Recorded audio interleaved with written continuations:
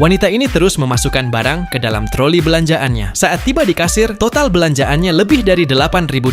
Tapi dengan percaya diri, ia mengeluarkan setumpuk kupon. Setiap kali kupon dipindai, total harganya terus turun. Pada akhirnya, bahkan toko itu harus mengembalikan $30 kepadanya. Ia memegang struk belanja itu dengan gembira. Para pelanggan di sekitarnya tertegun. Wanita ini dulunya adalah juara jalan cepat Olimpiade. Namun setelah pensiun, ia tidak punya penghasilan tetap. Jadi ia bergantung pada kupon untuk menghemat uang. Demi mengumpulkan lebih banyak kupon, ia membeli tumpukan surat kabar murah setiap hari, lalu memotong kupon satu persatu. Ia bahkan rela mengaduk-aduk tempat sampah hanya untuk mendapatkan satu pasta gigi. Hanya dalam beberapa bulan, rumahnya penuh sesak dengan barang-barang. Suatu hari, ia membuka sebungkus sereal untuk mencicipinya, tapi rasanya aneh. Setelah dicek, ternyata sereal itu sudah kedaluarsa. Ia langsung menyalakan komputernya dan mengajukan keluhan ke perusahaan. Tak disangka, sore itu juga ia menerima surat permintaan maaf dari merek tersebut. Di dalamnya ada voucher gratis. Ia segera pergi ke toko dan menukarkannya dengan camilan. Saat di kasir, pegawai toko memberitahunya bahwa merek-merek besar sering mengirimkan kupon sebagai cara untuk menghindari pemberitaan buruk. Mendengar itu, ia mendapat ide. Hari-hari berikutnya, ia mulai menulis surat keluhan ke berbagai merek besar. Dalam hitungan hari, ia menerima ratusan kupon. Temannya terkejut saat melihatnya. Ia berkata, jika kupon-kupon ini dijual separuh harga, mereka bisa menghasilkan banyak uang. Tapi ratusan kupon saja belum cukup. Setelah menyelidiki lebih lanjut, mereka menemukan sumbernya berasal dari sebuah perusahaan di Meksiko. Mereka langsung berkendara semalaman menuju perusahaan itu. Di sana, mereka mendekati sepasang karyawan muda. Mereka menunjukkan kupon-kupon itu dan menjelaskan rencana menghasilkan uang darinya, lalu berhasil membuat kesepakatan. Ternyata, perusahaan itu mencetak kupon dalam jumlah berlebih setiap harinya, dan biasanya kupon-kupon tak terpakai akan dimusnahkan. Tapi pria itu diam-diam mengambil sisanya, lalu menyuap sopir truk pengantar barang, yang kemudian menyerahkannya pada wanita tersebut. Jalan mereka menuju kekayaan pun resmi dimulai. Wanita itu membuat situs web penjualan kupon. Ia menjual kupon-kupon itu dengan harga setengahnya. Temannya mempromosikannya di platform video.